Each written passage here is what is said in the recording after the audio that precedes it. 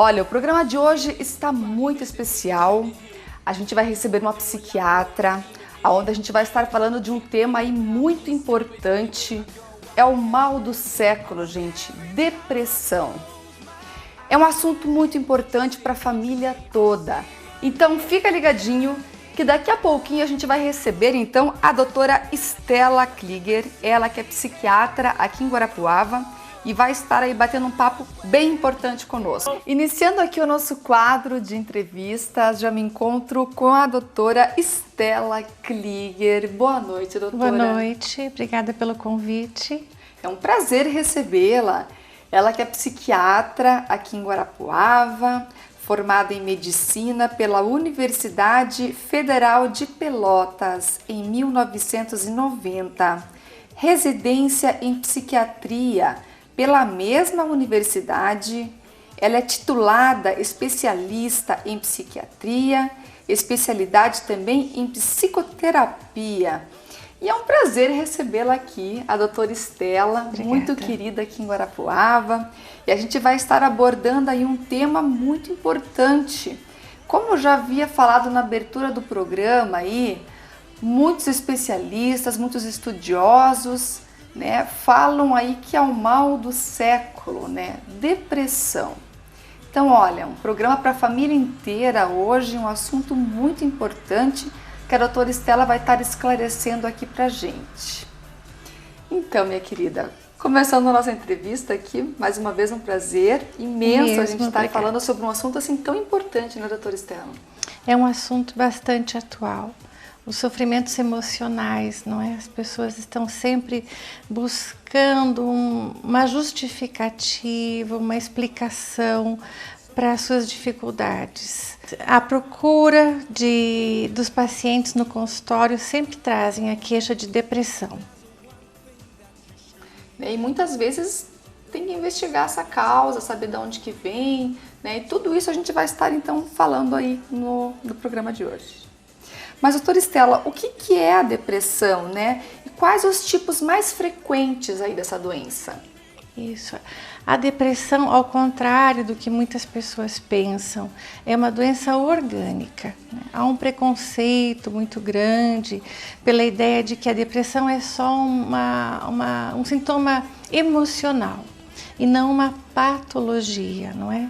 E a depressão é uma patologia, uma doença orgânica grave que deve ser levada bastante a sério e deve ser adequadamente tratada. E as causas, né, dessa doença, doutora Stella? Como que a gente chega a um diagnóstico? As causas ainda não são conhecidas.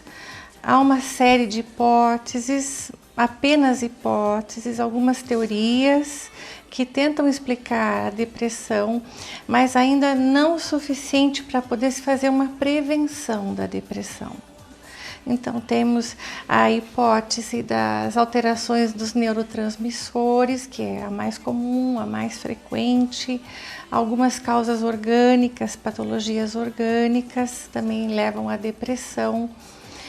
Mas nada que se possa fazer uma prevenção. Por exemplo, eu posso falar para uma pessoa que ela deve ter uma vida saudável, deve praticar atividade física, ter uma visão positiva a respeito da vida, mas essa pessoa, mesmo com tudo isso, com muita fé, com muita organização, realização econômica, profissional, pode mesmo assim desencadear a doença.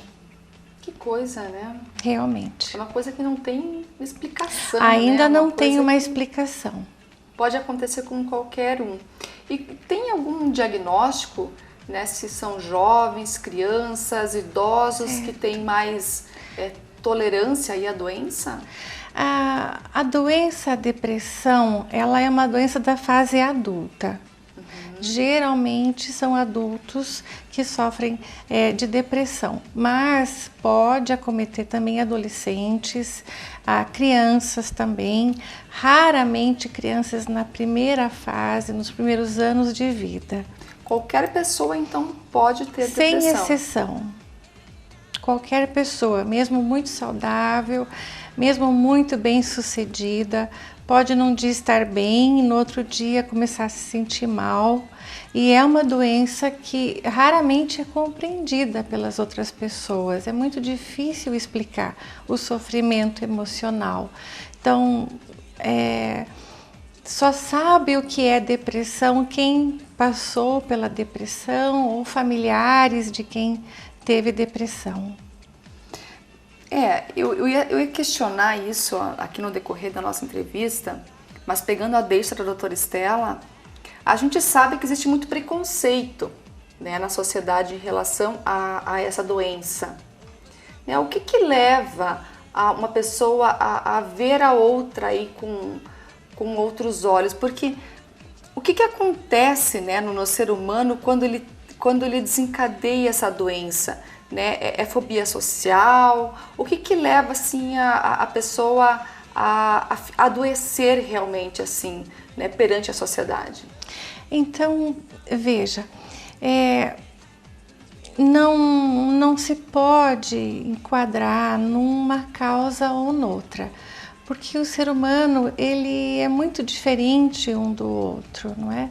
Tem a causa genética interfere, o meio ambiente também pode interferir, um meio ambiente menos promissor, mais violento, onde a pessoa possa se ver com menos recursos, mais limitada. Mas há também um excesso de diagnóstico da depressão. Quer dizer, muitas pessoas que vão consultar com queixa de depressão, na verdade estão com um sofrimento que pode ser coerente à situação que elas estão passando, uma separação, luto, falência, que são sintomas depressivos, mas que não caracterizam a doença depressão. E isso vem bastante em função do alcance à informação, porque o ser humano sempre busca entender o que se passa com ele. Né? Se eu não estou bem, eu vou pensar que é porque alguém não gosta de mim, quer dizer, eu vou tentar explicar aquele meu sofrimento. E com a abundância de informação pela internet, artigos de revista, testes de revista, jornais, a pessoa vai ler aquele artigo ou vai fazer um teste na internet e ela vai dizer, olha, desses 10 sintomas descritos aqui eu tenho 8 ou eu tenho 10 sintomas. Então isso facilita com que a pessoa entenda ou teorize a respeito do que se passa com ela. Então, eu estou infeliz, ou eu não me adapto ao trabalho, ou eu não consigo lidar com a minha família porque eu sou um deprimido. Nem sempre é assim, às vezes é apenas uma tentativa de entender a limitação pessoal, a incapacidade para dar conta das exigências da vida, das exigências pessoais, né, familiares, profissionais. Então aquilo tranquiliza a pessoa, né? Bom, agora eu sei o que eu tenho. Eu tenho um transtorno obsessivo compulsivo, ou eu tenho uma depressão, ou um transtorno afetivo bipolar. Serve para tranquilizar. Mas de fato, na realidade de todas as pessoas que chegam ao consultório e na população geral, apenas 4 ou 5% desenvolvem a doença depressão. E 20% da população geral, em média, tem algum sintoma depressivo. Que não é muito difícil de achar, né? Hoje em dia. Não é difícil de achar. Né? Com o alto nível de estresse aí que a gente convive no nosso dia a dia. Exatamente, né? Exatamente. E essas pessoas que têm apenas um sintoma ou outro, não se indica o tratamento medicamentoso, mas se indica a psicoterapia. Pode ser a psicoterapia breve, ou a cognitivo-comportamental, ou a psicoterapia analítica. Daí ajudam a pessoa a se adequar melhor dentro das expectativas que ela tem para a vida dela. Sim, buscando um tratamento, né, doutora Estela?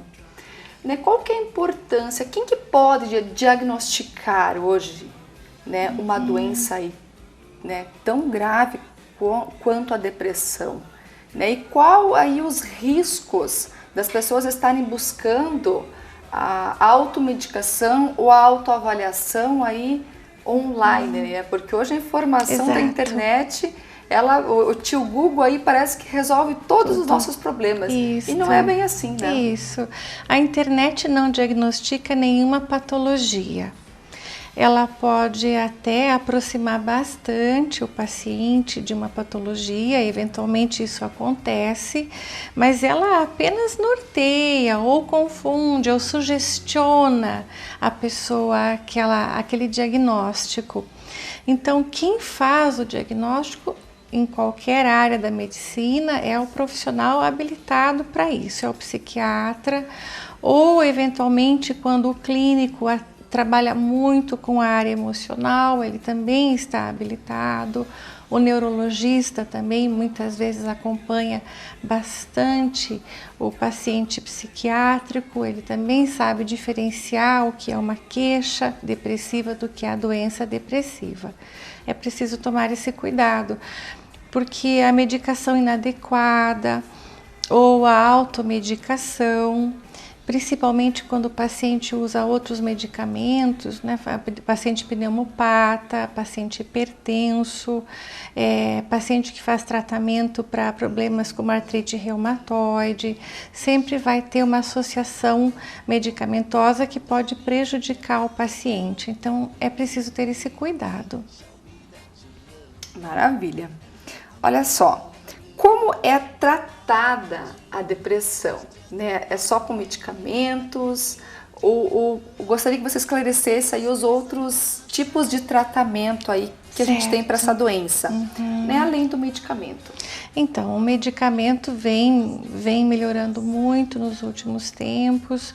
Um dos primeiros medicamentos que surgiram foi o carbolítio, um carbonato de lítio, já na década de 50, junto com os antidepressivos tricíclicos, e depois na década de 80 surgiram a fluoxetina e todos do mesmo grupo dela, e isso vem amadurecendo bastante nos últimos anos.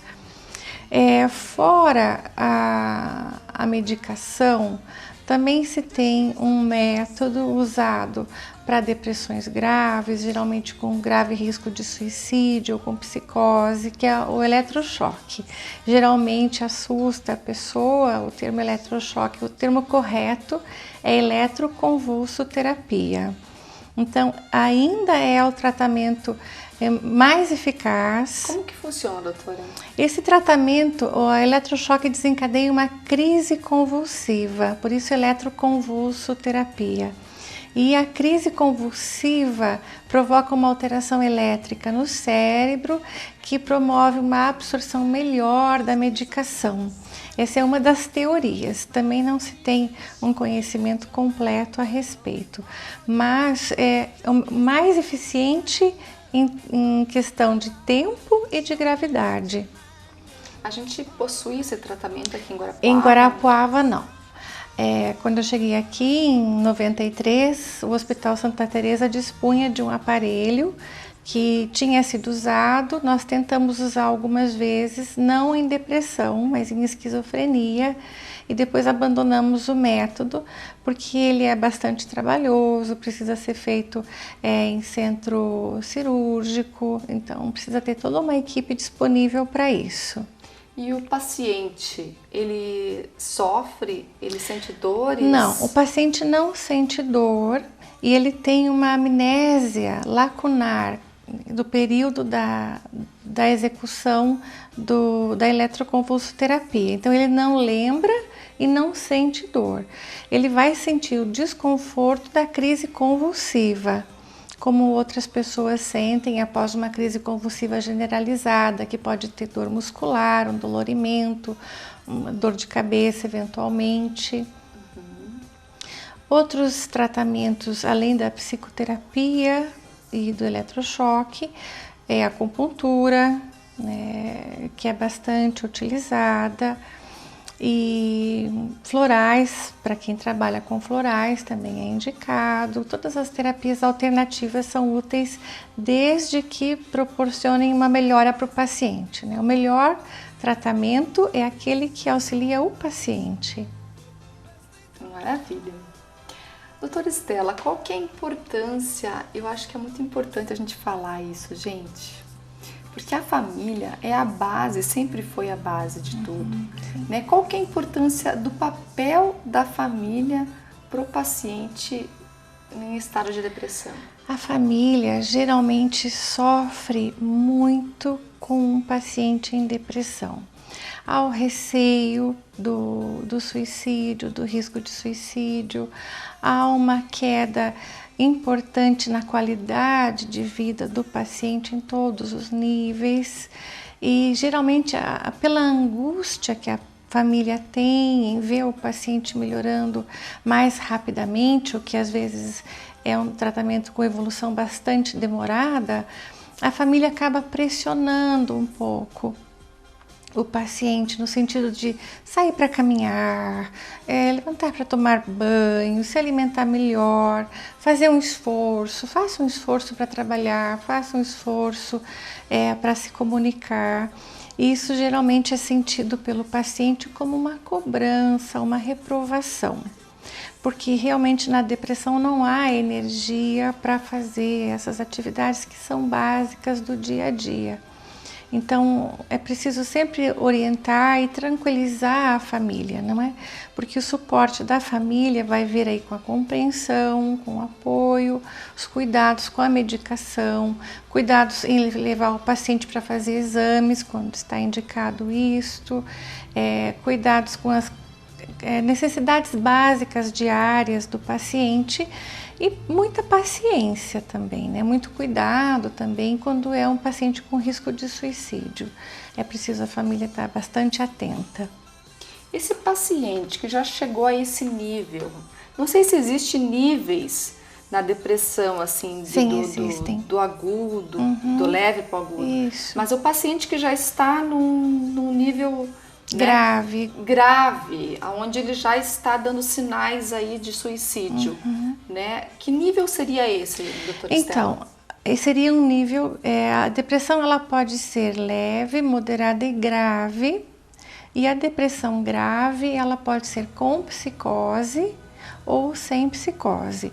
Isso é um grupo de depressão. Tem também a depressão do grupo do transtorno afetivo bipolar, é um outro grupo, não é? Mas quando um paciente ele desenvolve o risco de suicídio, isso pode se dar de um dia para o outro, não quer dizer que o paciente vai ter que ir agravando dia a dia, né?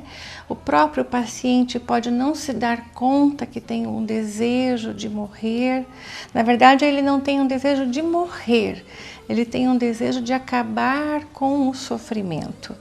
E ele tem a ideia de que se matando, ele vai estar matando o sofrimento. Então não há a consciência clara de que de fato ele vai morrer.